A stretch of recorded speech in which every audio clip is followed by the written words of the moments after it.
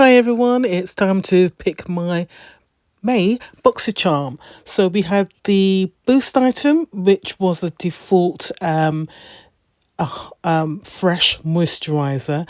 Then the two power picks were the Huda Beauty brow gel in a rich brown, and there was a Ahava moisturizer, which was all cool. I was quite happy with those.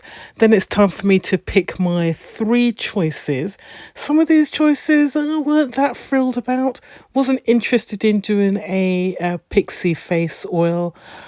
Quite interested in the professional foaming cleanser, and I quite like the idea of the Gloss Moderne body cream, but I think I did go for the Huda Beauty brow gel, which would go nicely with my Icon Box brow pencil. And then the second item, oh, there were some weird choices here. That Anastasia Beverly Hills contour highlight stick, the colour was just so light. Where were they going with that? I have no idea. In a second choice, I went with this trio brush set. I thought that would go okay. And I believe in my third choice, I went for the Ace Beauté eyeshadow.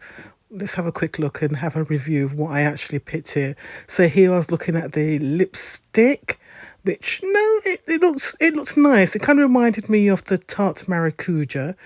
Then there was this eye lip liner that looks like it could be quite interesting, by Half Kate. It was a dark brown.